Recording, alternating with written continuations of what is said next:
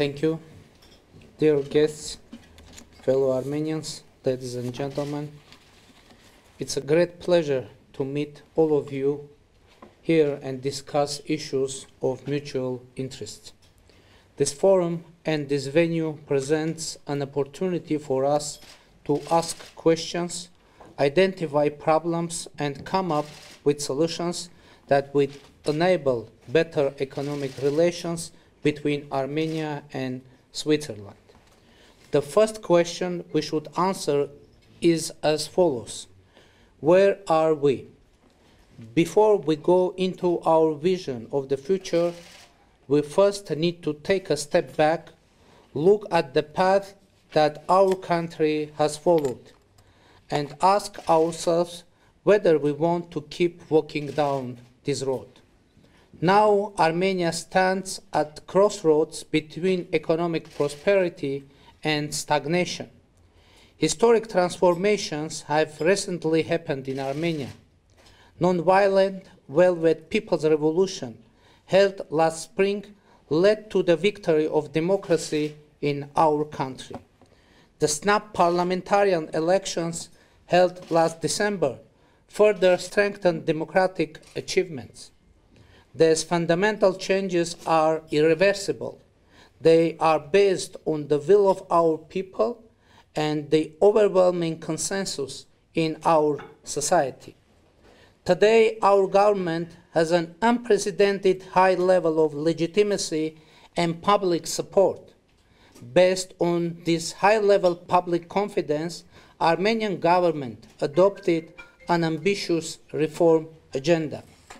As a result, the situation in Armenia already fundamentally differs from the one that we had before the revolution.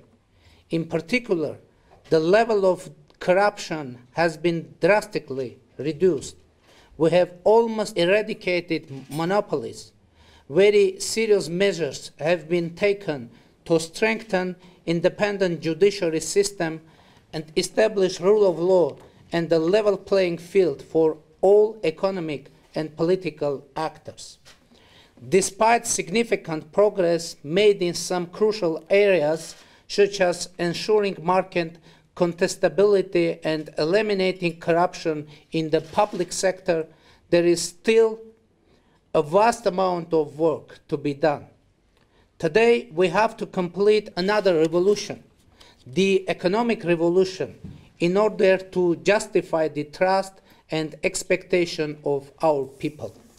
GDP growth over the past year has been promising, with 7.5% registered in 2017 and persisted during 2018, with estimates exceeding 5%.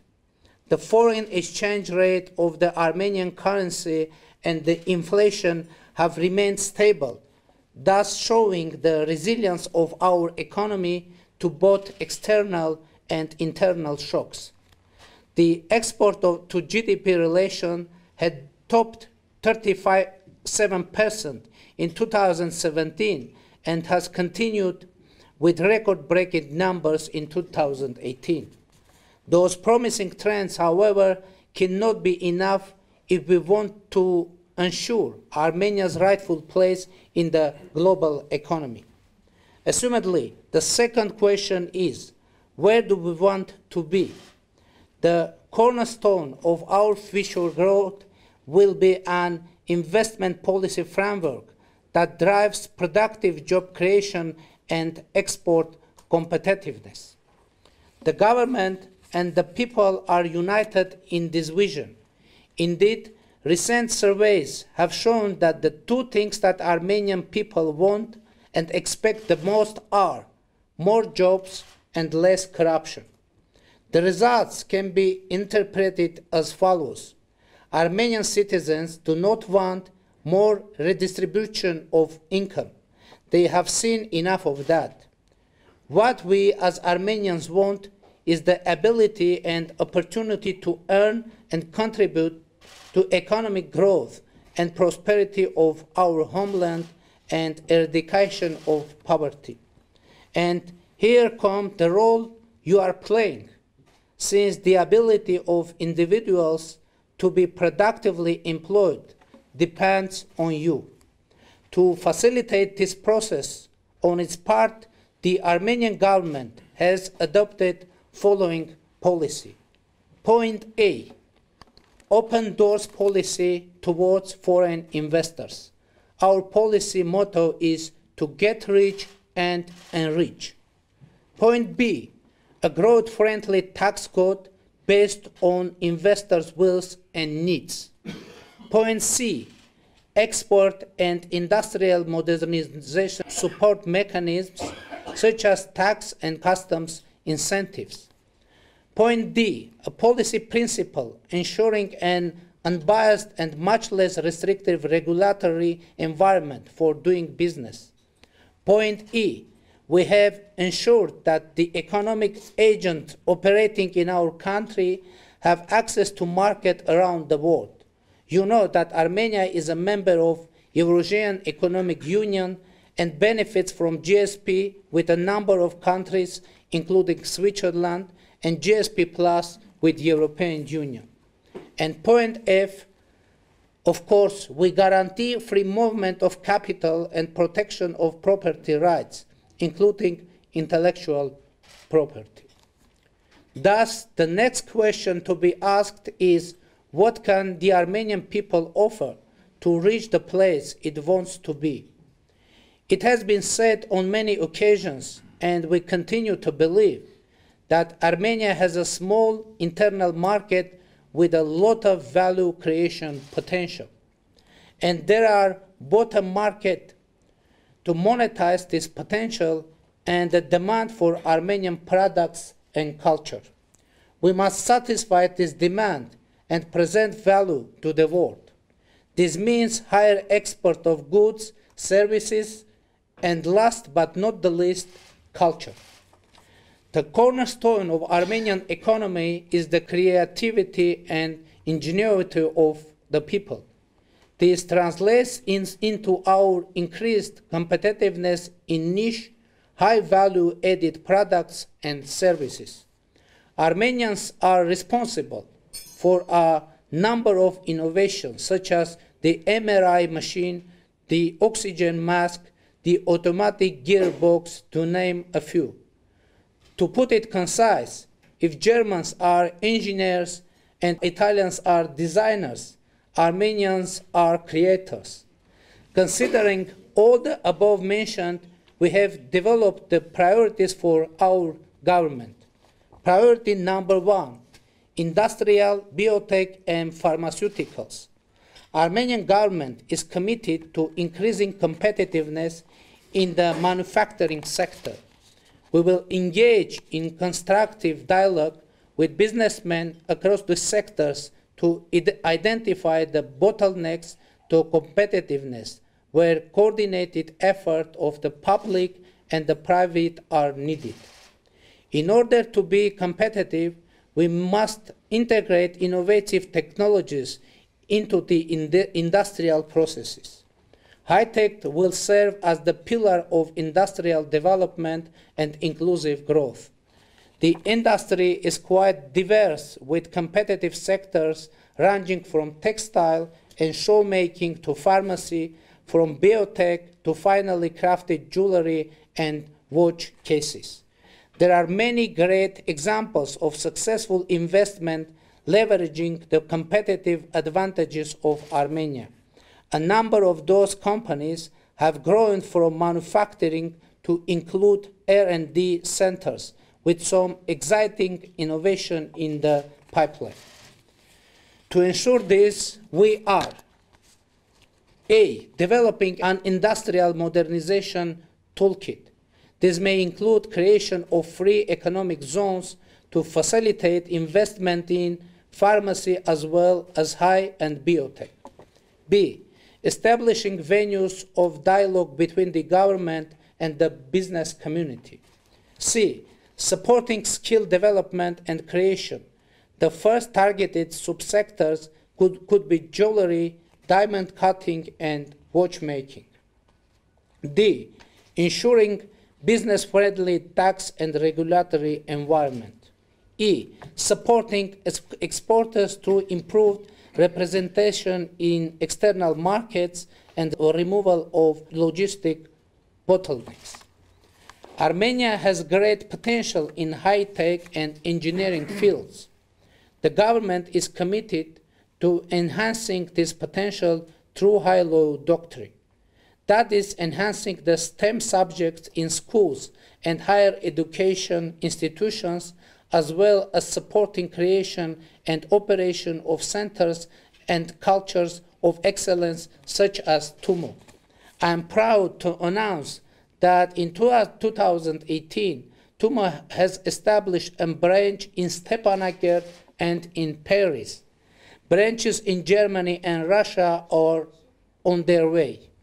With regard to the measures to develop IT sectors in Armenia, I would also like to mention that in October 2019, Armenia will host the 23rd World Congress of Information Technologies. Priority number 2, agriculture, processed food, and beverages. With around 15% of Armenia's economy being agriculture, we must pay special attention to this sector. The agro sector's future will rely on a mix of strong tradition and innovation. Integrating cutting-edge technologies into Armenia's agro sector will be a priority for our government.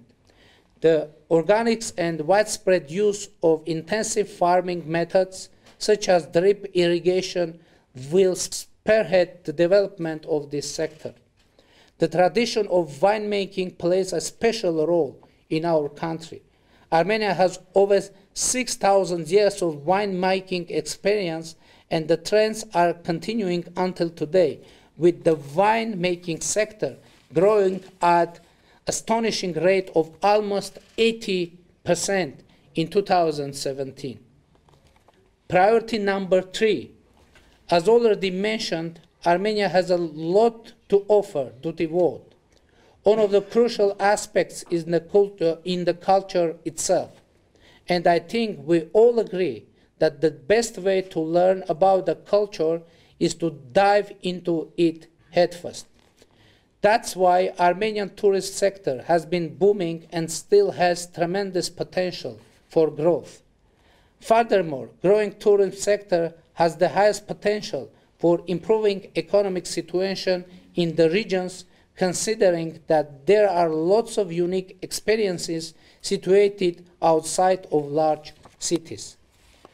To this end, we are, point A, raising awareness about noteworthy touristic attraction as well as small-scale hotels in the regions. Point B, developing of the niche fields such as eco and gastro-tourism. Point C, development of transport and relevant supporting infrastructure to enable access to the far-situated high-interest locations. Point D, decreasing the financial and time cost of travel to, from, and within Armenia. Priority number 4, infrastructure and renewables. To ensure free movement of people, skills, and knowledge across and within our borders, the government is going to embark on a long-term program to improve transport and quality infrastructure. The importance of diversification of electric power generation is an issue of extended attention in the international community. For Armenia, it is not only a question of economic need, but also strategic necessity. We see this as a question that can be resolved in the observable future, as Armenia has tremendous potential for renewable energy generation. In recent years, the field of solar power has seen rapid development, and Armenia is on the way to leverage its natural endowment to increase the share of solar power generation in electricity consumption. We know that we cannot address our infrastructure needs alone. We need the know-how and the resources of the private sector. Thus, the government is rolling out PPP legislation and procedures to enable effective cooperation between the private and public sectors. Dear friends, we could go on and on about the vision, strategic objectives, priorities, and concentrate attention of the government to be undertaken and addressed in the upcoming 5 years. However, those objectives can only be achieved through coordinated efforts on the government and our private and public partners, both within and outside of Armenia. The only fact which is not contestable is that Armenia will continue the upward trajectory of its development. We have the potential, we have opportunities, and we have the political will to become a regional economic player.